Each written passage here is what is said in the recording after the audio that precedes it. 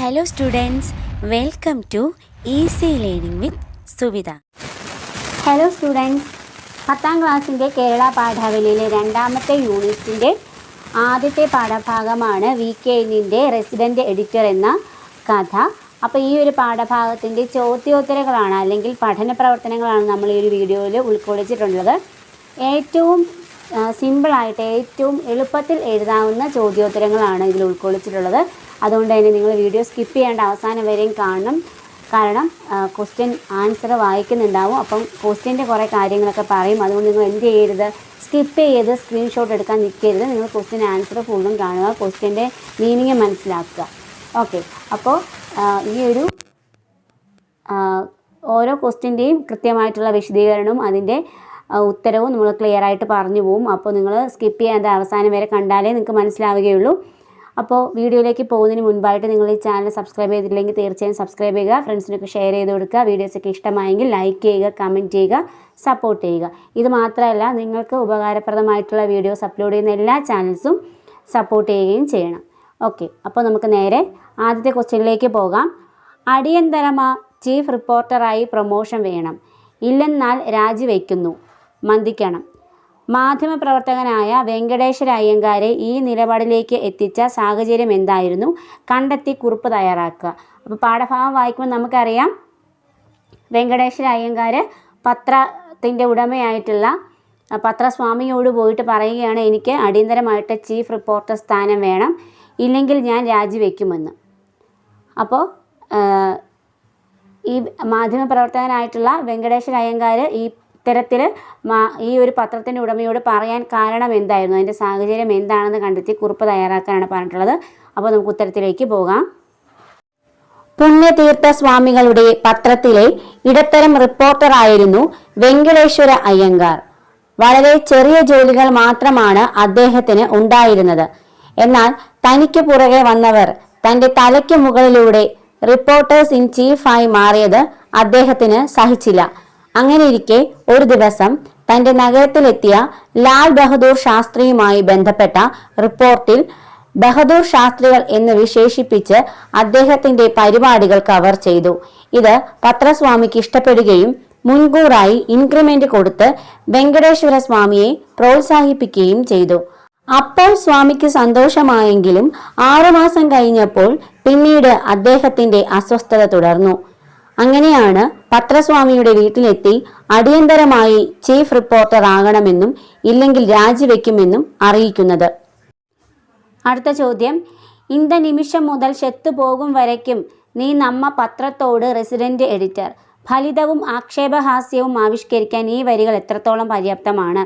അപ്പോൾ ശ്രദ്ധിക്കുക, ഇതിൻ്റെ അകത്ത് പത്രത്തിൻ്റെ ഉടമയായിട്ടുള്ള സ്വാമി പറയുകയാണ്, വെങ്കടേശ്വര അയ്യങ്കാരോട് പറയുകയാണ്, അപ്പോൾ എഡിറ്റർ സ്ഥാനം വേണമെന്ന് പറഞ്ഞപ്പോൾ ഈ നിമിഷം മുതൽ നീ ചെത്തുപോകും വരെ, മരിക്കും വരെ നീ നമ്മുടെ പത്രത്തിൻ്റെ റെസിഡൻറ്റ് എഡിറ്റർ ആയിരിക്കും എന്ന് പറയുകയാണ്. അപ്പോൾ ഇതിൽ ഫലിതവും ആക്ഷേപഹാസ്യവും ഒരുപോലെ ആവിഷ്കരിക്കാൻ ശ്രമിച്ചിട്ടുണ്ട്. അത് എത്രത്തോളം പര്യാപ്തമാണെന്നാണ് ചോദിച്ചിട്ടുള്ളത്.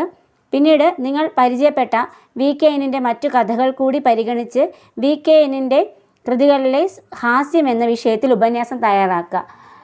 ഞാൻ ഓൾറെഡി നമ്മുടെ ഈ ഒരു കഥയുടെ ഈ ഒരു പാഠഭാഗത്തിൻ്റെ ആശയം അല്ലെങ്കിൽ ആസ്വാദനം ഇട്ട സമയത്ത് തന്നെ പറഞ്ഞിരുന്നു, ഗ്രന്ഥകാര പരിചയത്തിൽ പറഞ്ഞിരുന്നു, VKN എന്ന് പറയുന്നത് ഒരു ആക്ഷേപഹാസ്യം ഒക്കെ ആക്ഷേപഹാസ്യത്തിലൂടെ നിലനിന്നിരുന്ന കഥകൾ രചിച്ചിരുന്ന, തൻ്റെ കൃതികൾ രചിച്ചിരുന്ന ഒരു കഥാകാരനായിരുന്നു അദ്ദേഹം.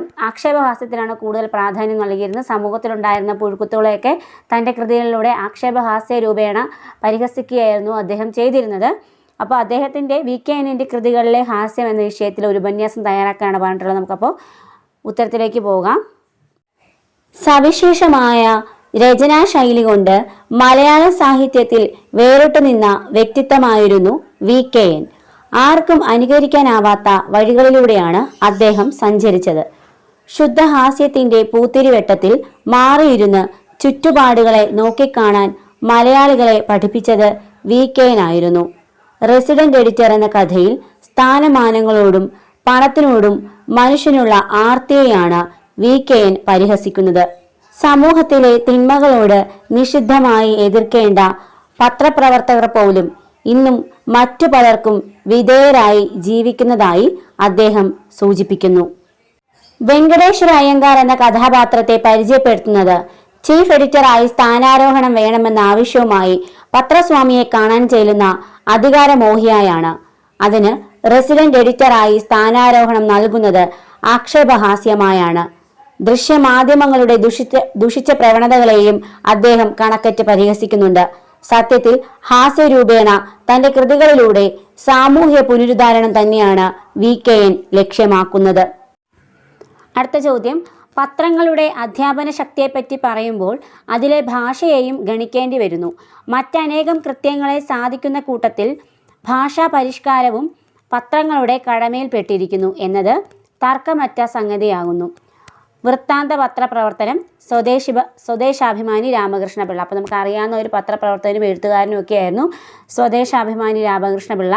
അപ്പോൾ അദ്ദേഹം പത്രത്തെപ്പറ്റി പറയുകയാണ്. പത്രത്തിൻ്റെ മറ്റുള്ള അധ്യാപന ശക്തിയെക്കുറിച്ച് പറയുമ്പോൾ, അല്ലെങ്കിൽ സമൂഹത്തേക്ക് അത് എത്രത്തോളം ഇറങ്ങി വരുന്നു, അല്ലെങ്കിൽ അതിൻ്റെ സത്യസന്ധത, അതിനെക്കുറിച്ചൊക്കെ പറയുമ്പോൾ തന്നെ മറ്റനേകം കൃത്യങ്ങളെ പറയുന്ന കൂട്ടത്തിൽ തന്നെ ഭാഷാ പരിഷ്കാരം പത്രങ്ങളുടെ ഒരു കടമയാണോ, അല്ലെങ്കിൽ അതിൽ പെട്ടിരിക്കുന്നുണ്ടോ എന്നത് ഒരു തർക്കമറ്റ സംഗതിയാണ്. കാരണം ഭാഷയെ പരിഷ്കരിക്കുക എന്നതും ഈ പത്രങ്ങളുടെ ഒരു കടമ തന്നെയാണ് എന്നാണ് അദ്ദേഹം പറയുന്നത്. അപ്പോൾ ഈ അഭിപ്രായം ഇക്കാലത്തും പ്രസക്തമാണോ? പ്രതികരണക്കുറിപ്പ് തയ്യാറാക്കുക. ഏതഭിപ്രായമാണ്? ഭാഷാ പരിഷ്കാരം അതും പത്രങ്ങളുടെ കടമയിൽപ്പെട്ട ഒന്നാണ് എന്നത് തർക്കമറ്റ സംഗതിയാണ് എന്നാണ് സ്വദേശാഭിമാനി രാമകൃഷ്ണപിള്ള പറഞ്ഞിട്ടുള്ളത്. അപ്പോൾ ഈ ഒരു അദ്ദേഹത്തിൻ്റെ ഈ ഒരു അഭിപ്രായത്തിനെ കുറിച്ച് പ്രതികരിച്ച് ഒരു കുറിപ്പ് തയ്യാറാക്കാനാണ് പറഞ്ഞിട്ടുള്ളത്. അപ്പോൾ നമുക്ക് ഉത്തരത്തിലേക്ക് പോകാം. ഭാഷാ പരിഷ്കരണം പത്രങ്ങളുടെ കടമയാണെന്ന സ്വദേശാഭിമാനിയുടെ നിരീക്ഷണം വളരെ പ്രസക്തമാണ്. ഭാഷ നന്നായി പ്രയോഗിക്കുമ്പോഴാണ് അതിന് ശക്തിയും സൗന്ദര്യവും ഉണ്ടാകുന്നത്. മുമ്പ് പത്രങ്ങൾ ഉപയോഗിച്ചിരുന്ന ഭാഷാ പ്രയോഗ രീതിയിൽ ഇന്ന് മാറ്റങ്ങൾ കൊണ്ടുവരാൻ ശ്രമിച്ചിട്ടുണ്ട്. പലപ്പോഴും വാർത്തകൾ റിപ്പോർട്ട് ചെയ്യപ്പെടുമ്പോൾ ഭാഷ കൂടുതൽ ആലങ്കാരികമായി മാറുന്നത് കാണാൻ സാധിക്കും. തലക്കെട്ടുകൾ ഹ്രസ്വവും ധ്വന്യാത്മകവുമായി മാറി. ഉദാഹരണത്തിന്, വെളുത്തുള്ളിക്ക് വില വർദ്ധിച്ചപ്പോൾ കൊടുത്ത തലക്കെട്ട് വെളുത്തുള്ളി കത്തിക്കയറിയെന്നാണ്. ചുവന്നുള്ളിയുടെ വില കുറഞ്ഞപ്പോൾ ചുവന്നുള്ളി തണുത്തു എന്നും തലക്കെട്ട് കൊടുത്തിട്ടുണ്ട്. മാത്രവുമല്ല, കേവലമായ വസ്തുതാ വിവരണങ്ങൾക്ക് അപ്പുറം ആകർഷകമായ ഭാഷയിലുള്ള അവതരണവും കാണാൻ കഴിയും. അടുത്ത ചോദ്യം, പത്രസ്വാമി ഉത്തരവായി പിന്നെ രണ്ടുപേരും താഴെ ഇറങ്ങി. പത്രസ്വാമി ഉത്തരവ് ആയി പിന്നെ രണ്ടുപേരും താഴെ ഇറങ്ങി. അടിവരയിട്ട പദങ്ങൾ സന്ധി ചെയ്തും അല്ലാതെയും എഴുതിയിരിക്കുന്നത് ശ്രദ്ധിച്ചല്ലോ. ചേർത്തെഴുതിയപ്പോഴുണ്ടായ പ്രത്യേകതകൾ എന്തെല്ലാം വിശദമാക്കുക. അപ്പോൾ ആദ്യം സമാസ രീതിയിലാണ് രണ്ട് വാക്കുകളും എഴുതിയിട്ടുള്ളത്. ഉത്തരവായി, താഴെ ഇറങ്ങി എന്നീ വാക്കുകൾ. രണ്ടാമത് സന്ധി ചേർത്തിട്ടാണ് എഴുതിയിട്ടുള്ളത്. ഉത്തരവ് ആയി, താഴെ ഇറങ്ങി എന്നിങ്ങനെ.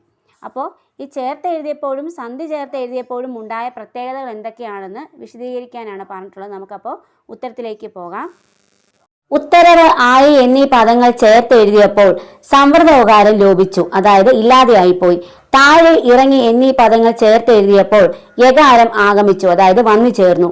ഇവിടെ ഉത്തരവായി എന്ന പദം പിരിച്ചെഴുതുമ്പോൾ സംവൃതോകാരം ലോപിക്കുന്നുണ്ട്, അതായത് സംവൃത ഉകാരം ഇല്ലാതെയായി പോകുന്നുണ്ട്. താഴെ ഇറങ്ങി എന്നിടത്ത് ഒരു വർണ്ണം അധികമായി വരുന്നുണ്ട്. ഇത് ആഗമസന്ധിയാണ്, അതായത് ഒരു വർണ്ണം ആഗമിക്കുന്നു. ഇവിടെ മറ്റൊരു വർണ്ണം വന്നു ചേരുകയാണ് ചെയ്യുന്നത്. യകാരമാണ് ഇവിടെ വന്നു ചേരുന്നത്. അർത്ഥത്തിന് ബുദ്ധിമുട്ട് വരാതെയും ഉച്ചാരണത്തിലെ പിഴവുകൾ ഒഴിവാക്കി ഭംഗി നിലനിർത്താനും ഭാഷ ഇത്തരത്തിലുള്ള പ്രയോഗങ്ങൾ ഉപയോഗിക്കേണ്ടതുണ്ട്. അടുത്ത ചോദ്യം, അരക്കോളം, കവർ ചെയ്തു തുടങ്ങിയവ മാധ്യമപ്രവർത്തനവുമായി ബന്ധപ്പെട്ട സാങ്കേതിക പദങ്ങളാണ്. ഇത്തരത്തിലുള്ള കൂടുതൽ പദങ്ങൾ കണ്ടെത്തി പട്ടികപ്പെടുത്തുക. അപ്പോൾ കുറേ നമ്മൾ ഈ ഒരു കഥ വായിക്കുമ്പോൾ ഇങ്ങനത്തെ മാധ്യമവുമായി ബന്ധപ്പെട്ട അല്ലെങ്കിൽ പത്രവുമായി ബന്ധപ്പെട്ട കുറേ അധികം വാക്കുകൾ നമുക്ക് കിട്ടും. അങ്ങനെയുള്ള സാങ്കേതിക പദങ്ങൾ കണ്ടെത്തി എഴുതാനാണ് പറഞ്ഞിട്ടുള്ളത്. അപ്പോൾ നമുക്ക് ഉത്തരത്തിലേക്ക് പോകാം. Chief reporter, reporter, resident editor, cover ചെയ്യുക. അടുത്ത ചോദ്യം, അവസാനത്തെ ചോദ്യമാണ്. വെങ്കടേശന്റെ ഭാഗ്യത്തിന് അധികം താമസിയാതെ ശാസ്ത്രിജി നഗരത്തിൽ വന്നു. അതൊരവസരമായിരുന്നു, എ ഗ്രേറ്റ് ഒക്കേഷൻ. ഇന്ത്യ പ്രധാനമന്ത്രിയെ ലാൽ ബഹദൂർ ശാസ്ത്രികൾ എന്ന് വിശേഷിപ്പിച്ച് അയ്യങ്കാർ അദ്ദേഹത്തിൻ്റെ പരിപാടികൾ കവർ ചെയ്തു. Resident editor VKN. രാവിലെ വന്ന പത്രത്തിലെ വാർത്ത വിശ്വസിക്കാമെങ്കിൽ ഇനിയുള്ള കാലം കാക്കയ്ക്ക് കുയിലും കുയിലിന് കാക്കയുമാകാൻ സാധിക്കും. വിവർത്തനം എം മുകുന്ദൻ. രണ്ട് കഥകളിലും മാധ്യമലോകത്തെ വ്യത്യസ്ത വീക്ഷണങ്ങളിൽ അവതരിപ്പിച്ചിരിക്കുകയാണല്ലോ. ഇതോടൊപ്പം മറ്റു വ്യത്യസ്ത വാർത്തകൾ കൂടി പരിഗണിച്ച് മാധ്യമങ്ങളിൽ വിളയുന്ന ലോകം എന്ന വിഷയത്തിൽ പാനൽ ചർച്ച സംഘടിപ്പിക്കുക. അപ്പോൾ ഈ ഒരു ചർച്ചയിൽ ഉരുത്തിരിഞ്ഞു വരേണ്ട ആശയങ്ങൾ എന്തൊക്കെയാണെന്ന് നമുക്ക് നോക്കാം. ഈ രണ്ട് കഥകളിലും എം മുകുന്ദനാകട്ടെ VK-നാകട്ടെ പത്രത്തിൻ്റെ ധർമ്മം അല്ലെങ്കിൽ എന്താണ് മാധ്യമധർമ്മം എന്ന് കൃത്യമായി വീക്ഷിക്കുന്ന, അല്ലെങ്കിൽ പത്രങ്ങൾ എന്താണ് സമൂഹത്തിലേക്ക് ചെയ്യേണ്ടത്, പത്രങ്ങളുടെ കടമ എന്താണ്, സത്യസന്ധത എന്താണ് എന്നൊക്കെ കൃത്യമായി വീക്ഷിക്കുന്ന രണ്ട് കഥകളാണ് അല്ലെങ്കിൽ അഭിപ്രായങ്ങളാണിത്. അപ്പോൾ ഈ ഒരു വീക്ഷണങ്ങളിൽ നിന്നുകൊണ്ട് മറ്റുള്ള വാർത്തയും കൂടി നമ്മൾ പരിഗണിച്ചുകൊണ്ട് മാധ്യമങ്ങളിൽ വിളയുന്ന ലോകം, അല്ലെങ്കിൽ മാധ്യമങ്ങൾ പറയുന്നത് മാത്രമാണോ സത്യം, അത് മാത്രമാണോ ജനങ്ങൾ വിശ്വസിക്കേണ്ടത് എന്നുള്ള കാര്യങ്ങളൊക്കെ അടിസ്ഥാനമാക്കി ഒരു പാനൽ ചർച്ച സംഘടിപ്പിക്കാനാണ് പറഞ്ഞിട്ടുള്ളത്. അപ്പോൾ ആ ചർച്ചയിൽ ഉരുത്തിരിഞ്ഞ് വരേണ്ട കുറച്ച് ആശയങ്ങൾ നമുക്ക് എന്തൊക്കെയാണെന്ന് നോക്കാം. വ്യത്യസ്ത കാഴ്ചപ്പാടുകളും ആശയങ്ങളുമുള്ള വിദഗ്ധർ ഒരു വിഷയത്തെ സംബന്ധിച്ച് ചർച്ച ചെയ്യുന്ന പ്രവർത്തനമാണ് പാനൽ ചർച്ച.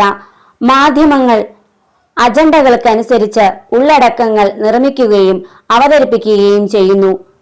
മാധ്യമങ്ങളിൽ ആവിഷ്കരിക്കപ്പെടുന്ന ജീവിതം യാഥാർത്ഥ്യവുമായി പലപ്പോഴും പൊരുത്തപ്പെടുന്നില്ല. സമൂഹ മനസ്സിനെ തങ്ങളുടെ അജണ്ടയിലേക്ക് നയിക്കാനുള്ള ദൃശ്യമാധ്യമങ്ങളുടെ ശ്രമം. നവമാധ്യമങ്ങൾ സമൂഹത്തിന്റെ നേർചിത്രങ്ങൾ നൽകുന്നതിൽ വഹിക്കുന്ന പങ്ക്. അപ്രധാനമായ പലതും മാധ്യമങ്ങൾ മനുഷ്യജീവിതത്തിൽ പ്രതിഷ്ഠിക്കുന്നു.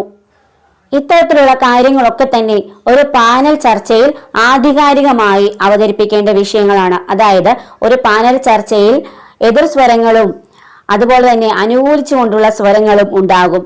അപ്പോൾ ഈ വിഷയത്തെ അനുകൂലിച്ചുകൊണ്ടും എതിർത്തുകൊണ്ടുമൊക്കെ ആശയങ്ങൾ വരാം. എങ്കിലും വിഷയത്തിന്റെ ആധികാരികതയെ മുൻനിർത്തി പല പ്രധാന ആശയങ്ങളും ഒരു പാനൽ ചർച്ചയിൽ ഉരുത്തിരിഞ്ഞു വരേണ്ടതുണ്ട്. നിങ്ങളുടെ ക്ലാസ്സുകളിൽ ടീച്ചേഴ്സ് അതുപോലെയുള്ള ഒരു പാനൽ ചർച്ച മിക്കവാറും സംഘടിപ്പിക്കും. അപ്പോൾ നിങ്ങൾക്ക് അതിൽ നൽകാൻ കഴിയുന്ന കുറെ ആശയങ്ങൾ, വസ്തുതാപരമായിട്ടുള്ള ചില ആശയങ്ങൾ നിങ്ങൾ നൽകേണ്ടതുണ്ട്. അത്തരത്തിലുള്ള ആശയങ്ങൾ എന്തൊക്കെയാണെന്ന് നമുക്ക് നോക്കാം. ചർച്ചയിൽ ഉരുത്തിരിയേണ്ട പ്രധാന ആശയങ്ങൾ ഇവയൊക്കെയാണ്. മാധ്യമങ്ങൾക്ക് സമൂഹത്തിലുള്ള സ്ഥാനം, മാധ്യമങ്ങളുടെ സത്യസന്ധത, മാധ്യമങ്ങളുടെ ദുഷിച്ച പ്രവണതകൾ, വിധേയരാവുന്ന മാധ്യമ പ്രവർത്തകർ, വാർത്തകളുടെ വളച്ചൊടിക്കൽ സ്വഭാവം, മനുഷ്യ ജീവിതത്തിലേക്കുള്ള ഒളിഞ്ഞുനോട്ടം, വികാരങ്ങളെ വിലക്കെടുക്കുന്നത്. ഇവയൊക്കെയാണ് ഈ പാനൽ ചർച്ചയിൽ പ്രധാനമായും ഉരുത്തിരിഞ്ഞു വരേണ്ട ആശയങ്ങൾ. അല്ലെങ്കിൽ ഇവയെ കൂടി ചേർത്ത് വേണം ഇങ്ങനെ ഒരു ചർച്ച സംഘടിപ്പിക്കാൻ.